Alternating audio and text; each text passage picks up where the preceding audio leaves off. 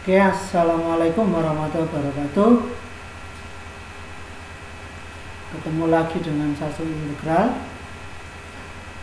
Kali ini adik-adik kita berbicara tentang momen gaya dan momen inersia. Oke, kita langsung masuk permasalahan yang pertama dengan gambar seperti ini. Yang ditanyakan adalah tentukan momen gaya pada titik D. Ingat, momen gaya itu gaya dikalikan jarak. Jadi biasanya dilambangkan dengan tau sama dengan F dikali R. Untuk gayanya sendiri itu arahnya harus tegak lurus. Jadi seperti ini. Yang dimaksud R itu jarak gaya terhadap sumbu putarnya.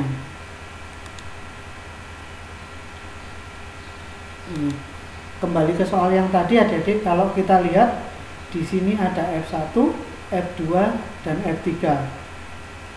Dari gambar ini kalau kita lihat F1 itu arahnya yang belum tegak lurus, dia masih miring. Nah, kita buat menjadi tegak lurus, berarti kita proyeksikan di belakang sudut. Ingat, kalau di belakang sudut berarti nilainya sama dengan atau dikalikan dengan sin. Jadi menjadi F1 sin 30. Sekarang kalau ditanyakan momen gaya di titik D, saya mulai gayanya dari F1 sin 30. F1 sin 30 ini arah gayanya ke atas. Kalau sumbu putarnya di titik D, sedangkan F1 sin 30 kita gerakan ke atas, maka berarti dia akan searah jarum jam putarnya. Karena searah jarum jam, makanya tandanya positif. Untuk F2, kalau kita tarik ke bawah, kita arahkan ke bawah, sumbu putarnya di titik D, maka pasti arahnya akan berlawanan jarum jam. Karena berlawanan jarum jam, makanya tandanya negatif. Maka menjadi min F2 dikalikan jarak titik B ke D. Sekarang kalau kita lihat gaya yang ketiga, ingat sumbu putarnya di titik D. Kalau ini arahnya ke atas, berarti dia akan searah jarum jam, makanya tandanya positif. Jadi F3 dikali jarak titik C ke D. Kalau kita masukkan nilai F1 6 sin 30 setengah, sedangkan jarak A ke D di situ diketahui 3 meter. Dikurangi F2-nya 10, jaraknya 2. Ditambah F3-nya 10 dikali jarak CD 1. Maka nanti adik-adik silakan menghitung. Hasilnya akan sama dengan min 1 Newton meter. Tanda min itu hanya menunjukkan bahwa arahnya akan berlawanan jarum jam. Jadi momen di titik D adalah 1 meter dengan arah berlawanan jarum jam. Permasalahan yang kedua, soal yang kedua. Ada yang soalnya berbentuk bangun datar seperti ini. Jadi ada plat tipis yang mempunyai sisi-sisi berbentuk bujur sangkar dengan panjang sisinya 0,2 meter. Yang ditanyakan momen di titik O dengan nilai F1, F2, F3 seperti yang diketahui. Oke, kita kerjakan mulai dari F1 adik-adik. F1 itu kalau kita teruskan, maka gambarnya gayanya bisa bekerja di sini. Nah, ini nilai F1-nya. Kenapa yang dipakai di sini? Ingat, jaraknya harus diambil yang tegak lurus. Jadi pada titik-titik hitam ini jaraknya. Berarti jaraknya 0,1 meter. itu arah F1-nya. Nah, karena nanti kalau dia bekerja ke sana, kita gerakkan ke arah kanan, maka plat ini pasti akan bergerak searah jarum jam. Seakan-akan kita tepis ke kanan, maka F1-nya akan searah jarum jam. Karena searah jarum jam, makanya tandanya positif. Berarti F1 dikali jaraknya 0,1.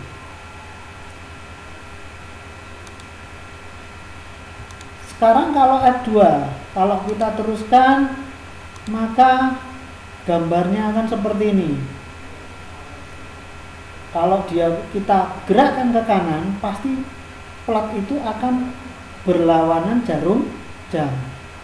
Karena berlawanan jarum jam, makanya F2 bertanda negatif. Berarti F2 dikali jaraknya 0,1. Sekarang kalau kita lihat F3. F3 kalau kita teruskan ke sana dan jarak yang tegak lurus, berarti posisinya di sini. Ini gaya yang tegak lurusnya. Nah, kalau kita hitung pakai Pitagoras, untuk jaraknya akan ketemu 0,1 akar 2. Nah, sekarang kita lihat kemana arahnya F3 itu. Kalau ada plat itu kita tepis arah F3 itu, pasti akan berputarnya berlawanan jarum jam. Karena berlawanan jarum jam, maka F3 tandanya negatif. Jadi menjadi F3 dikali jaraknya terhadap sumbu putar adalah 0,1 akar 2. Silakan dimasukkan.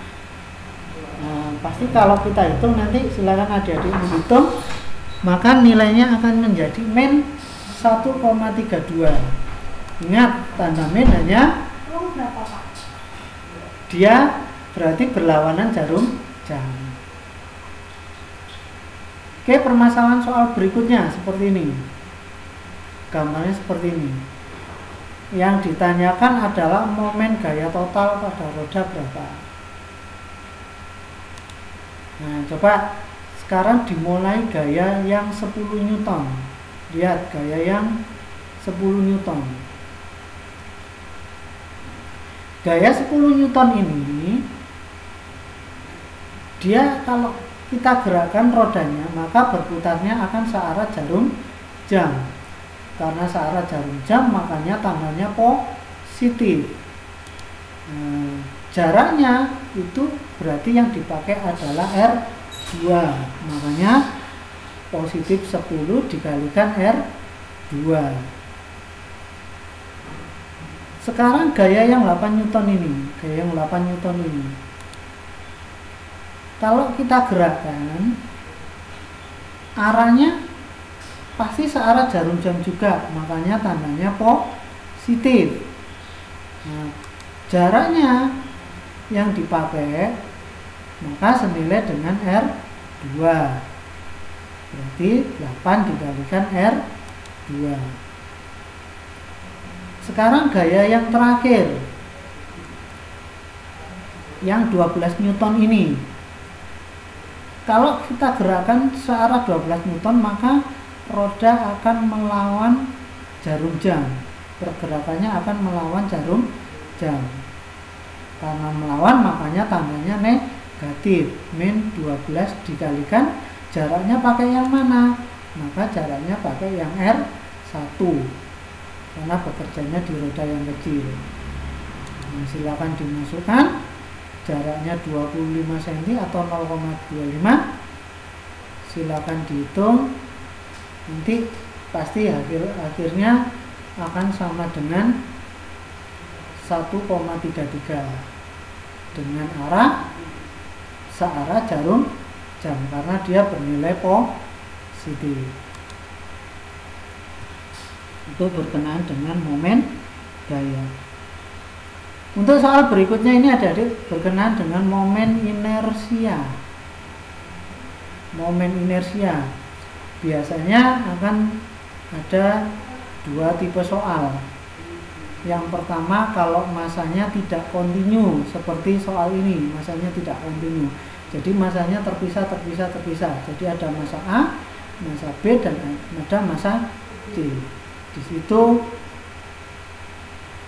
massa batang diabaikan. Untuk massa yang tidak kontinu atau yang terpisah-pisah, maka inersia persamaannya M dikalikan R kuadrat, di mana M-nya massa, R-nya itu jarak massa terhadap sumbu putar. Nah, karena ada 3 benda, maka tinggal kita masukkan rumusnya. Berarti MA dikali RA kuadrat ditambah MB kali RB kuadrat tambah MC kali RC kuadrat. Kita masukkan nilainya. MA 1 kilogram, jarak A-nya itu 0 kuadrat. Kenapa kok 0? Karena A-nya dia merupakan sumbu putar. Jadi jarak massa A terhadap sumbu putarnya 0. Massa B 2, jaraknya 0,4. Dari mana 0,4 itu? Dari Pitagoras itu ya, Dik. Kalau 0,3 miringnya 0,5, maka jarak A ke B pasti 0,4. MC-nya masukkan 3 kali RC-nya 0,5 kuadratkan. Maka silakan dihitung, hasilnya akan 1,07 kg meter kuadrat. Nah, nanti silakan dihitung sendiri, hasilnya akan seperti ini. Berikutnya kalau tipe soalnya masanya kontinu, jadi satu. Biasanya soalnya berupa batang homogen seperti ini. Batang homogen bermassa M dan panjangnya L. Jika diputar melalui polos yang letak pada pertengahan batang, momen inersianya sekian. Jika terletak pada jarak 1/6 dari pusat batang, berapa momen inersia batang tersebut?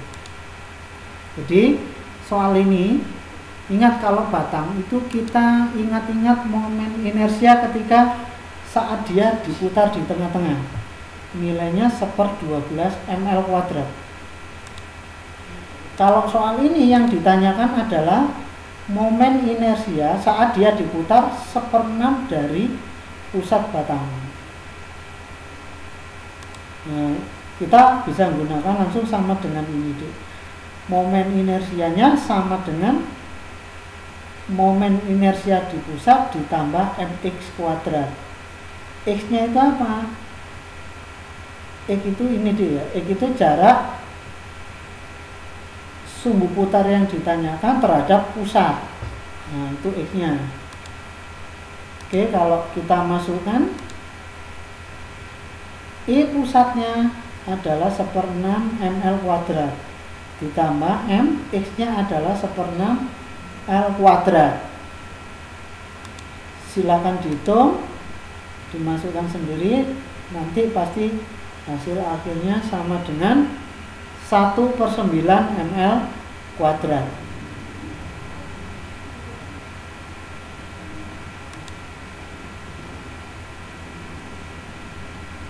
Oke, sekarang soal bentuk yang lain.